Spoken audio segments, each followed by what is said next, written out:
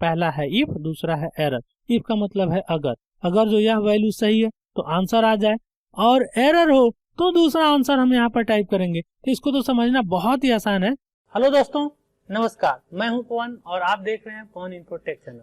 Excel की formula और function की इस सीरीज में आज के इस वीडियो में हम सीखेंगे इफ एरर फंक्शन का उपयोग करना।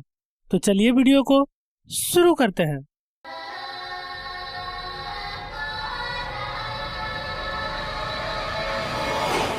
इफ एरर फंक्शन का उपयोग किसी अन्य फार्मूला या फंक्शन के एरर एक्सप्रेशन को हैंडल करने के लिए किया जाता है। जब फार्मूला या फंक्शन चलाने पर उसके रिजल्ट में अनवांटेड मैसेज दिखाई देती है तो उस सेल में आपके द्वारा दिया गया एक्सप्रेशन डिस्प्ले हो, इसके लिए किसी भी फार्मूला या फंक्शन से पहले इफ एरर फंक्शन का उपयोग करते हैं। अथवा दूसरे शब्दों में यह कह सकते हैं, इफ एरर का उपयोग कस्टम मैसेज डिस्प्ले करने के लिए किया जाता है उस वक्त जब किसी फंक्शन या फार्मूला को चलाने पर वहां पर एरर का मैसेज डिस्प्ले हो रहा हो।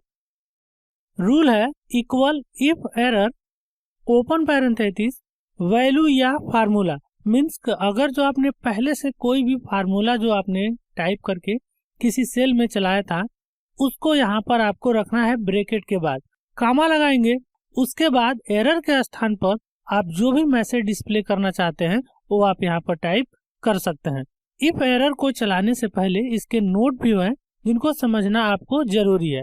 सबसे पहला नोट है कि फंक्शन के अंदर जब कोई फंक्शन चलाते हैं तो उसे नेस्टेड फंक्शन कहते हैं। दोस्तों, ये हो सकता है कि आपके लिए 1 नंबर का मौखिक में क्वेश्चन पूछा जाए कि जब फंक्शन के अंदर कोई फंक्शन चलाया जाता है तो उसे क्या कहते हैं। तो इस नोट को आप याद रखेंगे, 1 नंबर आपके लिए कंफर्म रहेगा। और साथ ही साथ आप इंटरव्यू में भी जाते हैं तो यह आसान रहेगा आंसर देना। नोट नंबर 2 है कि लुकअप अथवा अदर फंक्शन के साथ इसका उपयोग करके आप बहुत ही अच्छे से इफ एरर का रिजल्ट देख सकते हैं। एग्जाम्पल के लिए क्वेश्चन देख लेते हैं। क्लास 10 के 5 स्टूडेंट्स का ऑब्टेन्ड मार्क के आधार पर परसेंटेज निकालिए, जिसमें इफ एरर के द्वारा यह सेट कीजिए कि फार्मूला के किसी एरर रिजल्ट वाले सेल में एरर न दिखाकर ब्लैंक सेल शो करे। मीन दोस्तों कि क्लास 10 के 5 स्टूडेंट हैं जिनका कि पहले से मार्क निर्धारित है, जिनका कि टोटल मार्क आया हुआ है और उसी मार्क के आधार पर परसेंटेज निकालना है। और यदि किसी पर्सन का ऑब्टेन मार्क नहीं है या मैक्सिमम मार्क नहीं है तो वहाँ पे एरर शो कर रहा है, तो उस एरर को ठीक करके वहाँ पर ब्लैंक सेल शो कराना है। तो चलिए देख लेते हैं यह सीधे अपने एक्सेल वर्कशीट के अंदर। दोस्तों, अभी हम अपने एक्सेल वर्कशीट के अंतर्गत आ चुके हैं, जहां पर देखें हमने कुछ टेबल तैयार करके रखा है इफ एरर फंक्शन को समझने के लिए। इफ एरर फंक्शन को समझने से पहले इसके बारे में और भी चीजें आपको जान लेना जरूरी है। जैसे किसी भी फंक्शन या फार्मूले को चलाते समय कभी कभी रिजल्ट में एरर शो होता है। जो ये एरर शो होता है यह एरर 2 प्रकार का हो सकता है। एक तो जो कि डेटा में हमारा कमी है, कुछ डेटा में फेरबदल करके हम उसे सही कर सकते हैं। दूसरा एरर जो होता है फंक्शन को सही तरीके से चलाने पर उसके रिजल्ट में शो होता है। तो ध्यान रहे दोस्तों कि जो रिजल्ट में एरर शो होता है वह एरर नहीं होता है, वह उसका आंसर होता है। लेकिन वह आंसर कभी कभी किसी इंटरव्यू में या वर्कशीट जो हम किसी अनदर पर्सन को भेजते हैं तो वहाँ पे वो अच्छा डिस्प्ले नहीं होता है या अच्छा इंप्रेशन नहीं जमा पाता या अच्छा इंप्रेशन सामने वाले के ऊपर नहीं पड़ पाता है। तो इसलिए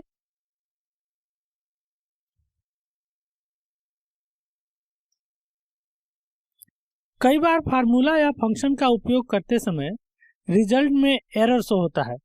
ये एरर 2 प्रकार के होते हैं। पहला जो कि डेटा की कमी के कारण होता है, जिसे हम डेटा में फेरबदल करके सही कर सकते हैं। दूसरा जो होता है फंक्शन को सही तरीके से चला करके उस एरर को हम सही कर सकते हैं। ध्यान रहे जो दूसरे नंबर का एरर है जो कि एक फार्मूला या फंक्शन के रिजल्ट में शो करता है, तो यह एरर कोई एरर नहीं है, वो तो एक रिजल्ट होता है, पर वह अच्छा डिस्प्ले नहीं होता है। जो कि आप किसी वर्कशीट को किसी अनदर पर्सन को देते हैं तो वह एरर उस वर्कशीट में अच्छा प्रभाव नहीं डालती है। आप उसकी जगह पे एरर फंक्शन का उपयोग करके उसमें अपनी इच्छा अनुसार कस्टम मैसेज डिस्प्ले कर सकते हैं, जिससे कि सामने वाले के ऊपर अच्छा प्रभाव पड़ेगा। तो चलिए सबसे पहले हम डेटा के अनुसार समझते हैं कि एरर किस किस टाइप का आता है और उसे हम कैसे डेटा और फंक्शन की मदद से सही कर सकते हैं। सबसे पहले दोस्तों आप देख रहे होंगे टॉप एरर्स इन एक्सेल का हमने एक टेबल यहाँ पे तैयार करा है, जिसमें 6 एरर को हमने यहाँ पर रखा हुआ है, जो कि एक एक्सेल यूजर को जानना अति आवश्यक है, क्योंकि जब भी आप कोई एक्सेल वर्कशीट तैयार करते हैं तो ये 6 प्रकार के जो एरर है श्योर आपके एक्सेल वर्कशीट में आते ही आते हैं। तो चलिए सबसे पहला देख लेते हैं हैश हैश। आप देख पा रहे हैं यहाँ पे एरर पहला जो डिस्प्ले हो रहा है हैश हैश का एरर। तो इसको दोस्तों जब आप किसी सेल में उस सेल से अधिक डेटा टाइप कर देते हैं तो वो डिस्प्ले होता है, या किसी सेल में कोई आपने फंक्शन रन कर दिया है और उस फंक्शन के अकॉर्डिंग जो रिजल्ट आना चाहिए वो उस सेल में डिस्प्ले नहीं हो पा रहा है, तो हैश हैश का एरर वहाँ पे डिस्प्ले कर देता है। तो उसको सही करने के लिए आपको उस सेल को बड़ा करना होगा, लेकिन उससे पहले समझ लेते हैं यह आएगा कैसे। एग्जाम्पल नंबर 1 दोस्तों, किसी भी सेल एड्रेस को आप सिलेक्ट करिए, मीन्स क्लिक करिए और उसमें आप नंबर टाइप करिए उतना जितना कि उस सेल से अधिक चला जाए। लेकिन उससे पहले यहाँ पर एक और बात आपको ध्यान रखनी होगी कि उस सेल का जो फॉर्मेट होगा वह आपको यहाँ पर नंबर करना होगा, जो कि डिफॉल्ट रूप में हर सेल जनरल में पहले से सेलेक्ट रहता है। जैसे एग्जांपल के लिए देख लेते हैं, हमने यहाँ पे कुछ नंबर टाइप करा, देखिएगा, देखिए सेल से बाहर चला गया। अब मैं एंटर की प्रेस कर रहा हूँ तो देखिए यहाँ पे हैश का एरर नहीं आया। ऐसा आप भी करेंगे तो शायद आपके साथ भी यही डिस्प्ले हो कि वहाँ पर एरर न आए, तब आप कहेंगे कि आपने गलत बताया है या फिर आपको आता नहीं है। तो दोस्तों ऐसा नहीं है, इसको समझ लीजिए। सबसे पहले सेल को सिलेक्ट करिए और यहाँ पे नंबर फॉर्मेट में आकर यहाँ पर आप नंबर सेलेक्ट कर लीजिए। अब दोस्तों देखिए मैं इसमें डेटा टाइप कर रहा हूँ, ध्यान से देखिएगा। अभी मैंने यहाँ पर डेटा टाइप कर दिया जो कि सेल के अंदर है। एंटर की प्रेस करते हैं, अभी थोड़ा सा एक एक्स्ट्रा हो रहा है, चलिए डबल क्लिक करते हैं, 2 पीछे से हम डिलीट करते हैं, एंटर। अभी देखें तो यह डेटा जो है इसमें परिपूर्ण तरीके से नहीं आ पा रहा है, क्योंकि नंबर में दशमलव के बाद 2 वैल्यू होती है, इसीलिए यह डेटा यहाँ पे पूर्ण रूप से डिस्प्ले नहीं हो रहा है। चलिए कुछ डेटा को और कम कर देते हैं, एंटर की प्रेस करते हैं, देखिए पूरा डेटा आ गया। डबल क्लिक करके एडिट करते हैं, कुछ डेटा एंटर कर देते हैं, एंटर की प्रेस करते हैं, देखिए हैश आ गया। अब यह डेटा हम देखेंगे कैसे, तो उसके लिए दोस्तों इस कॉलम की या इस सेल की चौड़ाई को आपको बढ़ा देना है। तो ध्यान रहे एक सेल की चौड़ाई को आप बढ़ा नहीं सकते, तो इसलिए दोस्तों यहाँ पर कॉलम की चौड़ाई को हम बढ़ा देंगे। तो उसके लिए आपको क्या करना है, जिस कॉलम में यह सेल है उस पर अपना माउस पॉइंटर ले जाना है और उसके बॉर्डर पर माउस पॉइंटर ले जाकर छोड़ देना है। देखिए जैसे उसमें छोड़ेंगे तो 2 मुंह का तीर का निशान बन जाएगा।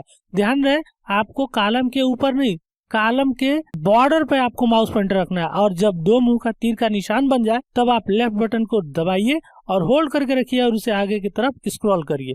अब आप स्क्रॉल करेंगे तो देखेंगे कि उस सेल में आपका डेटा पूरा नजर आ रहा है। यदि ऐसा नहीं हो रहा है तो आप अपने कॉलम के साइज को और बड़ा करिए। ध्यान रहे कि जब उस सेल में वह डेटा पूरी तरह से आ जाएगा तो हैश हैश एरर वहां पे डिस्प्ले नहीं होगा। चलिए दोस्तों हम इसे थोड़ा कम कर देते हैं और इसे डिलीट कर देते हैं। अब दोस्तों दूसरा है हमारा हैज नेम एरर। ध्यान रहे कि किसी सेल में आपने देखा होगा हैज नेम एरर डिस्प्ले होने लगता है। तो दोस्तों यह उस समय डिस्प्ले होता है जब आप कोई फंक्शन चला रहे हो और उस फंक्शन का नाम गलत टाइप कर दिए हो, या किसी भी फंक्शन के साथ हो सकता है। एग्जाम्पल के लिए हमने यहाँ पे टाइप करा इक्वल SUM सम टाइप करा, टैब की प्रेस करा और यहाँ से 2 सेल को हमने सेलेक्ट कर लिया। शिफ्ट के साथ 0 की प्रेस करा क्लोज पैरेंथेसिस के लिए और एंटर की प्रेस करा। देखिए आंसर आ गया यहाँ पे 15, क्योंकि 15.00 आ रहा है, क्योंकि हमने फॉर्मेट यहाँ नंबर में कर दिया था इसलिए ऐसा आ रहा है। तो मैं यहाँ से जनरल कर देता हूँ। यही वाला सेम फंक्शन दोस्तों मैं निचले वाले सेल में चला रहा हूँ, तो उसके लिए मैंने नीचे वाले सेल को सिलेक्ट करा, इक्वल का साइन लगाया और टाइप करा SUN। दोस्तों ध्यान रहे अभी हमने फंक्शन चलाया था SUM और अब मैं चला रहा हूँ SUN। शिफ्ट के साथ 9 की को प्रेस करा ओपन पैरेंथेसिस के लिए और इस दोनों सेल को मैंने सेलेक्ट कर लिया। सेलेक्ट करने के बाद शिफ्ट के साथ 0 की प्रेस करा क्लोज पैरेंथेसिस के लिए, एंटर की प्रेस करेंगे। देखिए यहाँ पे एरर आ गया हैज नेम, इसलिए आ गया क्योंकि हमने फंक्शन का नाम यहाँ पर गलत टाइप करा। इसे सही करने के लिए इस सेल को सिलेक्ट करिए, F2 की प्रेस करिए और यहाँ पे आप अपने फंक्शन का नाम सही कर लीजिए। एक बार मिला लीजिए, देखिए आपने एरर टाइप करा होगा, तो देखिए SUN, क्योंकि हमें यहाँ पे M टाइप करना था तो हमने N टाइप कर दिया गलती से, तो हमने यहाँ पे टाइप कर दिया M। एंटर की प्रेस करेंगे, आंसर आ जाएगा। चलिए इन्हें सेलेक्ट करते हैं, डिलीट की प्रेस करते हैं। ये 2 एग्जाम्पल हम समझ गए। तीसरा एरर है दोस्तों हैज डिवीजन। ध्यान रहे हैज डिव /0 एक्सक्लेमेशन मार्क। यह एरर एक्सेल में तब शो होता है दोस्तों जब आप किसी वैल्यू में 0 से भाग देते हैं या किसी खाली सेल से भाग देते हैं, तब हैज डिवीजन /0 एक्सक्लेमेशन मार्क का यह एरर शो होता है। एग्जाम्पल के लिए देखिए, हमने यहाँ पर एक डेटा रखा हुआ है, हमने यहाँ पर इक्वल टाइप करा, पहले सेल को सिलेक्ट करा, यहाँ पे डिवीजन का साइन लगाया और दूसरे सेल को सिलेक्ट करके एंटर की प्रेस करा।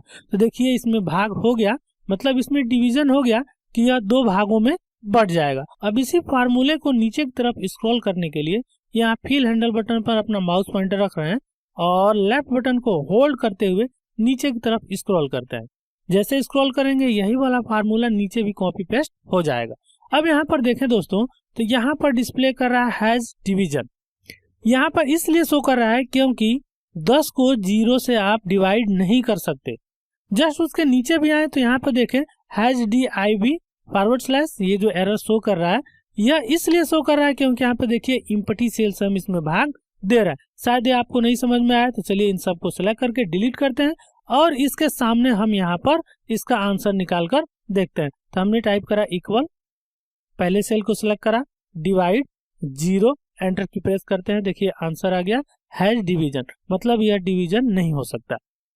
दूसरा यहाँ पे देखिए पहली वैल्यू है हमारा 10, दूसरा हमारा सेल बिल्कुल खाली है, इसमें भी हम भाग देकर देखते हैं। तो इक्वल, पहला सेल, डिवाइड दूसरा सेल, एंटर की प्रेस करते हैं, हैज डिव का यहाँ पे एरर शो कर गया। यदि दोस्तों हम यहाँ पर कोई भी वैल्यू रख देते हैं, जैसे मैं 6 रखता हूँ, एंटर की प्रेस करता हूँ, तो देखिए आंसर आ गया यहाँ पे 1.66667 आपको यहाँ पर डिस्प्ले हो रहा होगा।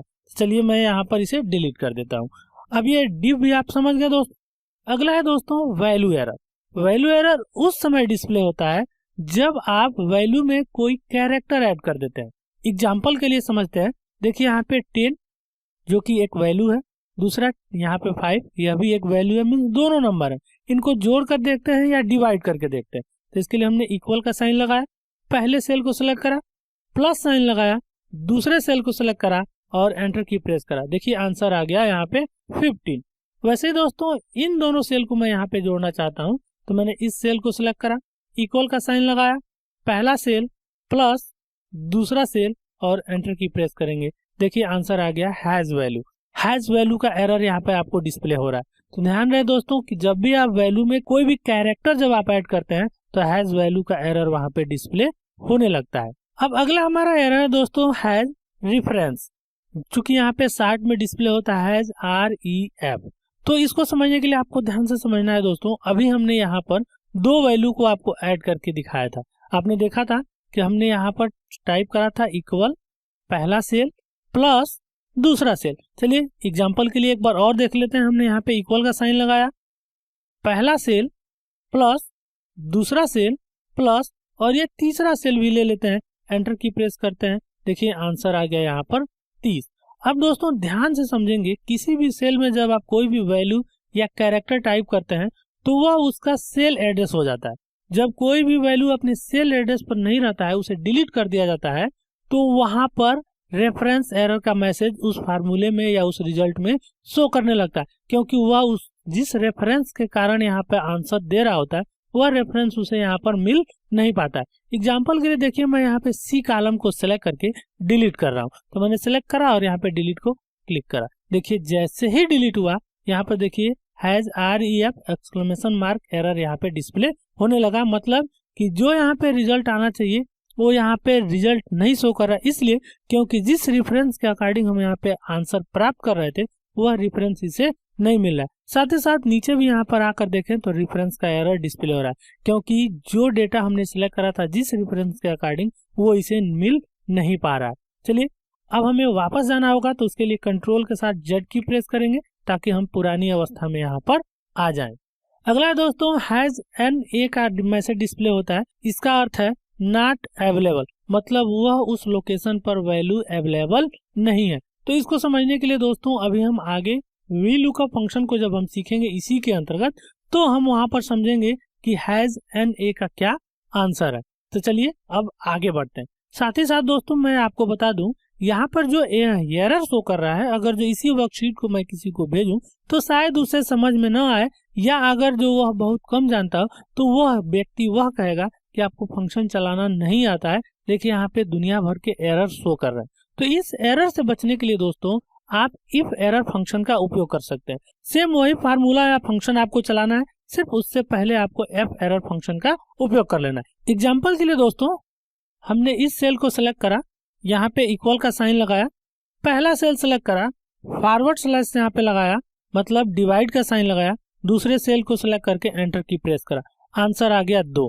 इसे नीचे की तरफ दोस्तों स्क्रॉल कर देते हैं, मतलब कि इसी फार्मूले को नीचे की तरफ भी कॉपी कर देते हैं। तो देखिए सेम वही एरर यहाँ पे डिस्प्ले हो रहा है। अब दोस्तों हम चाहते हैं कि अगर जो इस तरह की कहीं पर भी डेटा एरर हो तो इस तरह का मैसेज न डिस्प्ले हो, हम जो चाहते हो वो डिस्प्ले हो। तो उसके लिए आपको क्या करना है, इक्वल का साइन लगाना है, इफ टाइप करना है, उसके बाद एरर टाइप करना है। ध्यान रहे दोस्तों आपको टाइप करना है इफ एरर। आप चाहें तो इसी में परिवर्तन कर सकते हैं। चलिए इसे बैक करते हैं, हम परिवर्तन करके आपको दिखाते हैं। इसे सेलेक्ट करिए, F2 की प्रेस करिए, एडिट हो जाएगा, क्योंकि हमने F2 फंक्शन की जब आपको पढ़ाया था एक्सेल के अंतर्गत तो बताया है बखूबी, अच्छे से आप वहां पर जाकर देख सकते हैं। चलिए अब यहाँ पर सबसे पहले इक्वल के बाद टाइप करना है इफ एरर, ओपन पैरेंथेसिस लगाना है।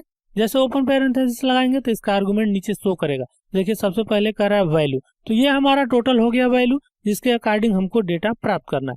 उसके बाद अंत में आएंगे, कामा लगाएंगे जो कि यहाँ पे कर रहा है। उसके बाद वैल्यू इफ एरर, यदि यह वैल्यू गलत हो तो यहाँ पर क्या शो करना चाहिए। तो आपको अगर जो नंबर देना है तो नंबर टाइप करिए, और टेक्स्ट देना है तो हमेशा एक्सेल में याद रखिएगा डबल कोटेशन में टाइप करना होता है। तो उसके लिए शिफ्ट के साथ यहाँ पे कोटेशन वाले की को प्रेस करेंगे तो डबल कोटेशन ओपन हो जाएगा। अब यहाँ पर हम टाइप कर देते हैं डिवीजन नॉट पॉसिबल। चलिए हम टाइप कर लेते हैं फटाफट, और डबल कोटेशन को क्लोज करेंगे और शिफ्ट के साथ 0 की प्रेस करेंगे क्लोज पैरेंथेसिस के लिए। मिला लीजिए दोस्तों, हमने यहाँ पर क्या करा है कि जो पहले फार्मूला चलाया था उससे पहले हमने इफ एरर टाइप कर दिया है, और उसके बाद इस फार्मूला के बाद कामा लगा के अपना जो मैसेज, हम कस्टम मैसेज, अपनी इच्छा अनुसार मैसेज दिखाना चाहते हैं वो हमने टाइप कर दिया है। फाइनली एंटर की प्रेस करेंगे तो देखिए यहाँ पर आंसर 2 आ गया है। क्यों? क्योंकि यहाँ पर यह डिवाइड हो सकता है। चलिए अब इसी फार्मूला या फंक्शन को नीचे की तरफ हम स्क्रॉल करके देख लेते हैं, मीन्स कि यही फार्मूला नीचे वाले सेल पर भी अप्लाई करके देखते हैं। तो हमने यहाँ पे फिल हैंडल बटन को क्लिक करा, नीचे की तरफ स्क्रॉल करा तो देखिए यहाँ पे मैसेज डिस्प्ले हो रहा है डिवीजन नॉट पॉसिबल, क्योंकि 10 में अगर जो 0 से भाग देते हैं तो यह पॉसिबल नहीं है। किसी टेक्स्ट में किसी वैल्यू से भाग देते हैं तो वह संभव नहीं है। अगर जो 10 में किसी खाली सेल से आप भाग देते हैं तो वह भी पॉसिबल नहीं है। इसलिए यहाँ पे मैसेज शो कर रहा है डिवीजन नॉट पॉसिबल। यहीं पर अगर जो आप वैल्यू दे देते हैं तो देखिए आपको आंसर यहाँ पर मिलना प्राप्त हो जाएगा, जैसा कि अभी आप देख रहे हैं। चलिए कंट्रोल के साथ जेड की प्रेस करते हैं। यहाँ पे जो वैल्यू शो कर रहा है दोस्तों आप ध्यान से समझ लीजिएगा, ऐसा नहीं कि यहाँ पे कोई और वैल्यू आ रही है और यहाँ पर कोई और, क्योंकि हमने यहाँ पे प्लस करके दिखाया था और यहाँ पर हम आपको डिवाइड करके दिखा रहे हैं। तो इसमें आपको कोई कंफ्यूजन नहीं होनी चाहिए। तो इस प्रकार दोस्तों आप मैन्युअली थोड़े से डेटा में परिवर्तन करके या फंक्शन को अच्छे से उपयोग करके आप एरर को हटा सकते हैं। तो यह तो था कि एरर कितने प्रकार का होता है, एरर को कैसे ठीक कर सकते हैं, इसका एग्जाम्पल नंबर 1। चलिए एग्जाम्पल नंबर 2 को देख लेते हैं, जो कि आपने अभी थियरी में नोट करा था क्लास 10 के स्टूडेंट वालों के लिए। जैसा कि थियरी के समय दोस्तों आपको क्वेश्चन दिया गया था, उसी के अकॉर्डिंग हमने यहाँ पर टेबल तैयार कर दिया। यहाँ पर ध्यान देंगे कुछ का ऑप्टेंड मार्क है, टोटल मार्क्स भी यहाँ पर उपलब्ध है, और बाकी कुछ लोगों का यहाँ पर ना ऑप्टेंड मार्क है ना टोटल मार्क्स है। इन्हीं के आधार पर यहाँ पर सबसे पहले परसेंटेज निकालना है। तो दोस्तों हमने फार्मूला जब पढ़ाया था आपको तो परसेंटेज निकालना बताया था। तो चलिए सबसे पहले हम यहाँ पर परसेंटेज निकाल लेते हैं। परसेंटेज निकालने के लिए दोस्तों आपको उस सेल को सिलेक्ट करना है जिसमें आपको परसेंटेज निकालना है। उसके बाद इक्वल का साइन लगा लेना है। इक्वल का साइन लगाने के बाद दोस्तों सबसे पहले आपको ऑप्टेंड मार्क को सिलेक्ट करना है। जैसा कि देखिए हमने ऑप्टेंड मार्क को सिलेक्ट कर लिया। उसके बाद दोस्तों आपको इनटू का साइन लगाना है, मतलब गुणे का, और उसके बाद आपको 100 टाइप करना है। उसके बाद डिवाइड का साइन लगाना है। उसके बाद टोटल मार्क्स को सिलेक्ट कर लेना है। इतना करने के बाद एंटर की प्रेस करेंगे। जैसे ही एंटर की प्रेस करेंगे तो उस पर्सन का यहाँ पर परसेंटेज निकल के आ जाएगा उस ऑप्टेंड मार्क और टोटल मार्क के आधार पर। अब दोस्तों इसको नीचे की तरफ स्क्रॉल करते हैं, मतलब इसी फंक्शन या फार्मूले को हम अप्लाई करना चाहते हैं नीचे वाले भी सेल में। तो उसके लिए उस सेल को सिलेक्ट करेंगे, फिर हैंडल बटन पर अपना माउस पॉइंटर ले जाएंगे, होल्ड करके रखेंगे और नीचे की तरफ स्क्रॉल कर देंगे। जहाँ जहाँ पर डेटा पाएगा वहाँ पर परसेंटेज निकाल कर दे देगा, जहाँ पर डेटा नहीं पाएगा वहाँ पे हैज div का एरर शो करेगा, जो कि अभी हमने वीडियो के शुरू में आपको बताया था कि किसी भी वैल्यू में अगर जो 0 से भाग दें या किसी भी वैल्यू में खाली सेल से भाग दें तो यह मैसेज डिस्प्ले करेगा। तो यहाँ पर तो एक खाली सेल को दूसरे खाली सेल से ही भाग दिया जा रहा है, इसलिए ऐसा एरर शो हो रहा है। लेकिन दोस्तों अगर जो इस सीट को हम दूसरे को देते हैं तो यह एरर बढ़िया इंप्रेशन उस व्यक्ति के ऊपर नहीं जमा पाएगा। तो दोस्तों ध्यान रहे कि इस एरर को हमें यहाँ पर रिमूव करना होगा। रिमूव करने के लिए क्या करना होगा, पहला तो यही है कि इनका हम डेटा फीड कर दें। फीड करें तो आंसर करेक्ट आ जाएगा। अभी हमारे पास डेटा उपलब्ध नहीं है, हम चाहते हैं यहाँ पे खाली शो हो और जब डेटा आए तब आंसर यहाँ पे आ जाएगा। तो उसके लिए दोस्तों इफ एरर फंक्शन का उपयोग करेंगे। चलिए देखते हैं वो कैसे। तो सबसे पहले दोस्तों हम यहाँ पर उस सेल को सिलेक्ट करेंगे जिसमें हमको इफ एरर के साथ आंसर चाहिए। सेल को सिलेक्ट करने के बाद इक्वल का साइन लगाएंगे, टाइप करेंगे इफ एरर, थोड़े ही कैरेक्टर टाइप करेंगे तो फंक्शन आ जाएगा। उसे डाउन एरो की मदद से सिलेक्ट करके टाइप की प्रेस करेंगे, फंक्शन पूरा हो जाएगा। अब दोस्तों वह वैल्यू पुट करिए जिसके अकॉर्डिंग आपको यहाँ पर आंसर चाहिए। तो अभी हमको तो वैल्यू नहीं चाहिए, हमारा टोटल एक फार्मूला ही है, तो वही फार्मूला टाइप करिए जिसके आधार पर आप परसेंटेज निकालना चाहते हैं। तो सबसे पहले वैल्यू हमारी यह रहेगी ऑप्टेन मार्क, इंटू का साइन लगाना है, 100 टाइप करना है, डिवाइड टाइप करने के बाद से टोटल मार्क को सिलेक्ट करना है। सिलेक्ट करने के बाद अब दोस्तों हमारा डेटा कंप्लीट हो गया। फाइनली इतने ही डेटा के अकॉर्डिंग हमको यहाँ पर आंसर चाहिए। उसके बाद दोस्तों कामा लगाना है। अब वैल्यू हमारी कंप्लीट। अब यदि एरर हो तो क्या होगा दोस्तों, यहाँ पर देखेंगे इफ एरर को, तो इफ एरर में दो नाम यहाँ पे आपको नजर आ रहा है, पहला है इफ, दूसरा है एरर। इफ का मतलब है अगर जो यह वैल्यू सही है तो आंसर आ जाए, और एरर हो तो दूसरा आंसर हम यहाँ पर टाइप करेंगे। तो इसको तो समझना बहुत ही आसान है कि इफ एरर से यहाँ पर क्या आंसर आने वाला। तो अब आपको वैल्यू यदि एरर हो तो क्या आंसर देना चाहते हैं, तो उसको डबल कोटेशन में हम यहाँ पर टाइप कर लेंगे। दोस्तों आप कोई भी यहाँ पे मैसेज डिस्प्ले कर सकते हैं, कोई भी सिंबल इंसर्ट कर सकते हैं।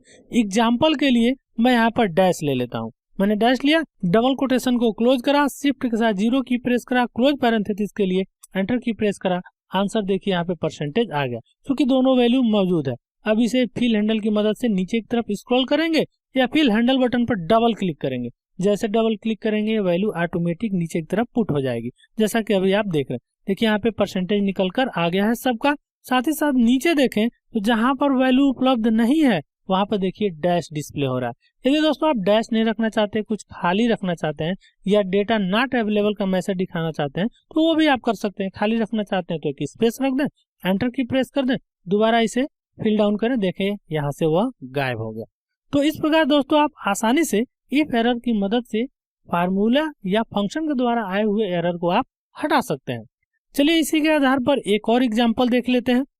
दोस्तों अभी जो टेबल आप देख रहे हैं इफ एरर फंक्शन का एग्जाम्पल नंबर 3 है, जो कि हम देखेंगे कि एवरेज इफ्स के अंतर्गत इफ एरर फंक्शन का उपयोग करके हम सही रिजल्ट कैसे प्राप्त कर पा रहे हैं, या इफ एरर फंक्शन का उपयोग करके कस्टम मैसेज को कैसे डिस्प्ले कर पा रहे हैं। सबसे पहले तो देखें यहाँ पे इस टेबल के अंतर्गत ईयर दिए गए हैं, जिसके अंतर्गत यहाँ पर कुछ सेलफोन के नाम दिए गए हैं और उसके अकॉर्डिंग इनका प्राइस भी दिया गया है और कितना कितना सेल हुआ है वो क्वांटिटी यहाँ पर दिया गया। यदि इनको आप टोटल करना चाहें तो यहाँ टोटल भी कर सकते हैं। चलिए मैं टोटल कर देता हूँ, इक्वल यह प्राइस इनटू क्वांटिटी, या एंटर की प्रेस करेंगे और यहाँ पर डबल क्लिक करेंगे फिल हैंडल बटन पर तो ऑटोमेटिक वैल्यू यहाँ पर पुट हो जाएगी। खैर यहाँ पर टोटल की हमें कोई आवश्यकता नहीं है, लेकिन फिर भी यहाँ पर आपने गुणा करना सीखा और यह टोटल आ गया तो टेबल भी भरा भरा नजर आ रहा है। अब दोस्तों यहाँ पर रिजल्ट की बात कर लें कि यदि हम यह देखना चाहते हैं कि किसी ईयर में सैमसंग या नोकिया या कोई भी कंपनी हो जो कि हमारे टेबल के अकॉर्डिंग हो, वह किस ईयर में कितने औसत पे हमने सेल करा है, कितना एवरेज हमारा निकलता है कि कौन से ईयर में हमारा क्या एवरेज रहा है। तो उसके लिए दोस्तों आपको एक छोटा सा टेबल तैयार करना है। या तो हमने एवरेज इफ इसलिए नाम दिया है ताकि आपको यह समझ रहे कि एवरेज इफ फंक्शन के साथ हम इसका उपयोग कर रहे हैं। उसके बाद अलग अलग सेल में हमने यहाँ पर नाम दे दिया है, पहला ईयर, दूसरा रिजल्ट, और एक में हमने एक ईयर का नाम टाइप कर दिया। आप इसमें किसी भी ईयर का नाम टाइप कर सकते हैं, जैसे मैं 2021 टाइप कर दे रहा हूँ।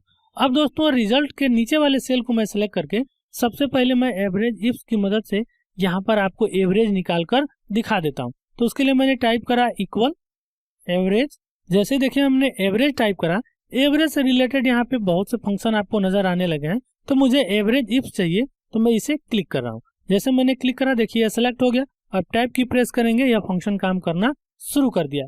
उसके बाद से दोस्तों किसके अकॉर्डिंग हमको औसत मान निकालना है, तो दोस्तों हमको क्वांटिटी के अकॉर्डिंग हमको निकालना है। तो अभी देखिए हमारा जो टेबल नजर आ रहा है, इसमें क्वांटिटी वाले सेल को हम सिलेक्ट कर लेंगे।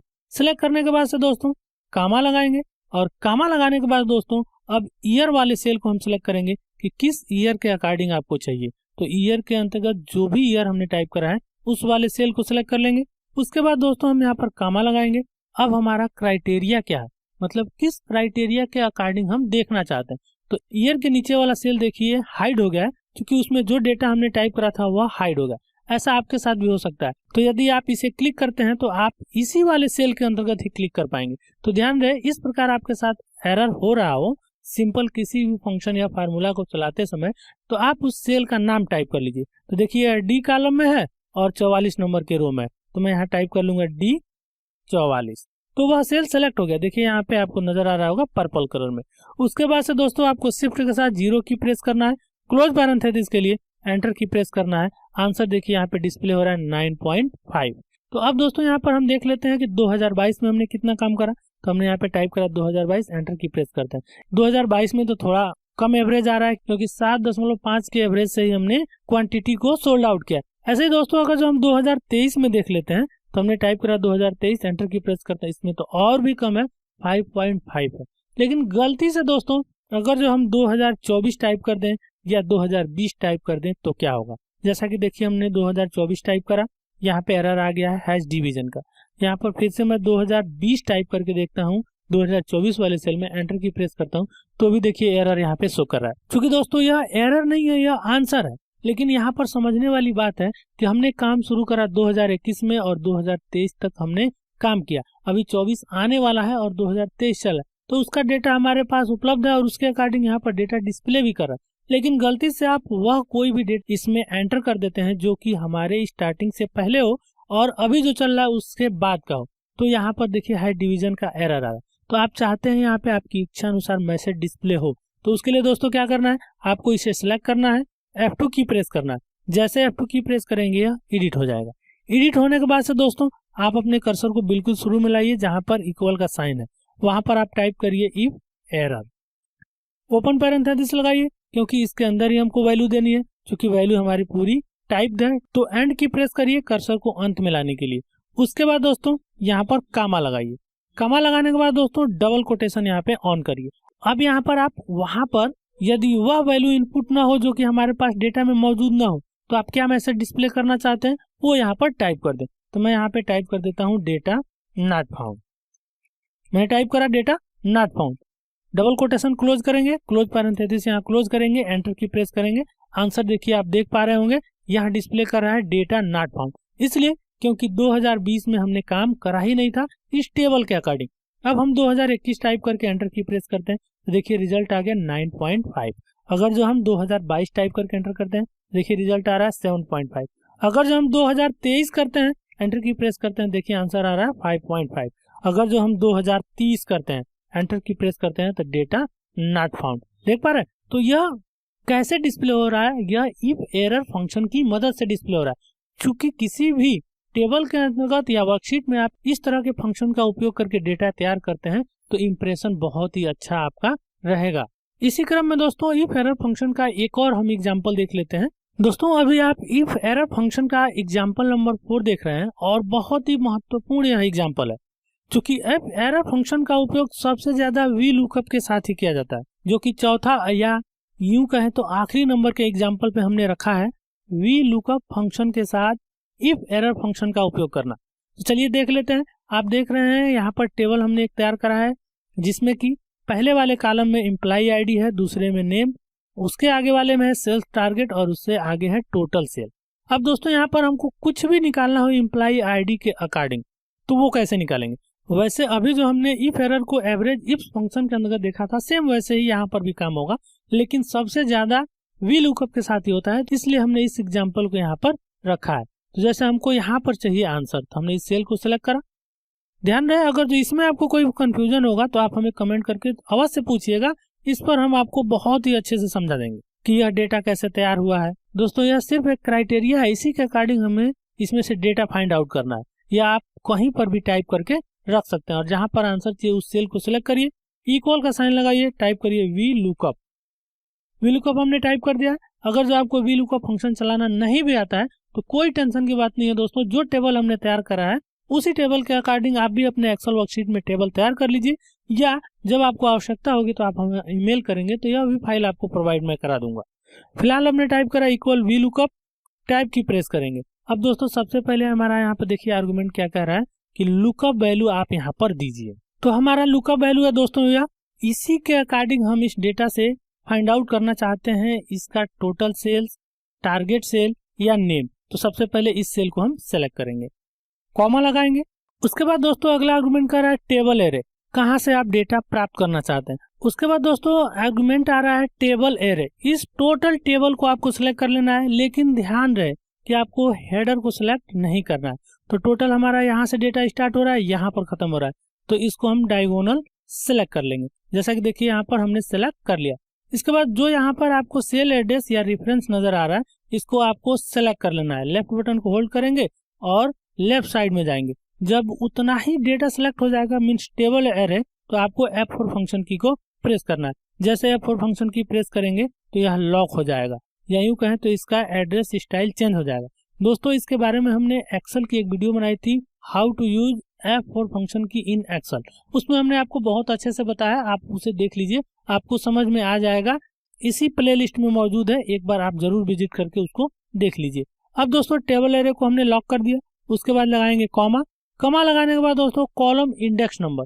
अब आप जो यहाँ पर हमने वैल्यू रखा है लुकअप वैल्यू, उसके अकॉर्डिंग डेटा आप कहाँ से प्राप्त करना चाहते हैं, जैसे कॉलम 1 से, कॉलम 2 से, कॉलम 3 से। शायद ये समझ में नहीं आ रहा आपको, तो मैं आपको बता दूं, जितना भी हमारा कॉलम है, जितना भी हमारा टेबल एरे है वो कितने कॉलम में डिवाइड है।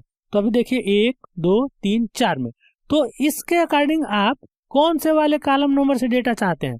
तो ये हो गया पहला, यह हो गया दूसरा, यह हो गया तीसरा। आप सेल्स टारगेट देखना चाहते हैं या टोटल सेल, तो उसका वैल्यू आप यहाँ पर पुट कर दीजिए। जैसे मैं टोटल सेल चाहता हूँ तो मैंने यहाँ पे टाइप करा 4, कामा लगाएंगे। उसके बाद से आ जाएगा रेंज लुकअप। रेंज लुकअप में दो वैल्यू आपको एग्जैक्ट यहाँ पर रखनी होती है, 0 और 1। तो यहाँ पर हमेशा लुकअप में 0 रखा जाता है क्योंकि एग्जैक्ट वैल्यू आपको यहाँ पर डिस्प्ले होगी, तो हमेशा आपको 0 लगाना है। अब शिफ्ट के साथ 0 की प्रेस करेंगे, क्लोज पैरेंथेसिस के लिए एंटर की प्रेस करेंगे, आंसर आ जाएगा। देखिए 10/22 जो इम्प्लाई आईडी है उसका टोटल सेल है 70। चलिए मैं यहाँ पर आपको चेंज करके दिखाता हूँ। मैंने करा 10 25, एंटर की प्रेस करते हैं, देखिए आ गया 52। अब दोस्तों मैं यहाँ पे टाइप कर लेता हूँ 10 20, एंटर की प्रेस करते हैं, इसका आ गया 55। यदि इसी को हम नीचे की तरफ फील करते हैं तो देखिए यहाँ पे एरर आ रहा है, hash N A. Hash N A क्यों आ रहा है? क्योंकि हमने जो यहाँ पे फंक्शन चलाया है उसके अकॉर्डिंग यहाँ पर डेटा होना चाहिए, और डेटा उपलब्ध नहीं है तो यहाँ पे एरर आया हैज नॉट अवेलेबल, वह डेटा यहाँ पर उपलब्ध नहीं है। चलिए हम यहाँ पर कोई एक एम्प्लॉय आईडी दे देते हैं। तो 10 21 हमने टाइप करा, एंटर की प्रेस करा, देखिए 10 21 का यहाँ पे आ रहा है 60। अगर जो मैं यहाँ पे कुछ और दे देता हूँ, सपोज 10 25, एंटर, तो 10 25 का आ गया बाउंड। यह तो आप समझ गए हैज एन ए कब आता है और उसके अकॉर्डिंग यहाँ पर डेटा आ रहा है कि नहीं, और उसको आप कैसे सही करेंगे। लेकिन दोस्तों अगर जो इस एम्प्लॉय आईडी के अतिरिक्त हम दूसरी कोई आईडी यहाँ पर फीड कर दें, जैसे हमने 10 11 टाइप करा, एंटर की प्रेस करा, तब भी देखिए यहाँ पे वैल्यू डिस्प्ले हो रहा है हैज एन ए, मतलब वैल्यू अवेलेबल नहीं है इस एम्प्लॉय आईडी के अकॉर्डिंग। तो दोस्तों यदि आपके साथ भी ऐसा हो रहा है या इस अवस्था में आप क्या करेंगे, तो उसके लिए दोस्तों बहुत ही आसान सा उपाय है। आप इस सेल को सिलेक्ट करिए जिसमें आपने अभी आंसर निकाला या डिस्प्ले हो रहा है एरर, उसे सिलेक्ट करिए, F2 की प्रेस करिए, वह एडिट हो जाएगा। जहां पर इक्वल का साइन है वहां कर्सर ले जाइए और वहां पर टाइप करिए इफ एरर। शिफ्ट के साथ 9 की प्रेस करिए, ओपन पैरेंथेसिस के लिए, एंड की प्रेस करिए अंत में जाने के लिए। यहाँ पर दोस्तों कामा लगाइए और डबल कोटेशन में आप टाइप कर लीजिए, आपकी इच्छा पर जो भी डिपेंड करता है।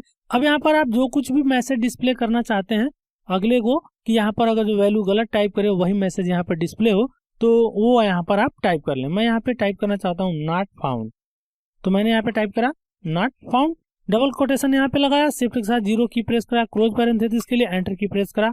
देखिए यहाँ पे आंसर आ रहा है नॉट फाउंड, इसलिए क्योंकि यह एम्प्लॉय आईडी मैच नहीं करा। अब मैं 1020 टाइप करके एंटर की प्रेस कर रहा हूँ। देखिए 1020 का आंसर यहाँ पे 55 नजर आपको आ रहा है। तो इस प्रकार दोस्तों आज के वीडियो में आपने सीखा इफ एरर फंक्शन का उपयोग करना, साथ ही साथ यह भी सीखा कि इफ एरर फंक्शन को फार्मूला के साथ और फंक्शन के साथ कैसे हम उपयोग करते हैं। आशा करते हैं दोस्तों ये वीडियो आपको पसंद आया होगा। वीडियो पसंद आया तो वीडियो को लाइक करिए, चैनल पर नए हैं तो सब्सक्राइब कर लीजिए। मिलते हैं दोस्तों आपको न्यू वीडियो में न्यू टिप्स एंड ट्रिक के साथ। तब तक के लिए नमस्कार, जय हिंद, जय भारत।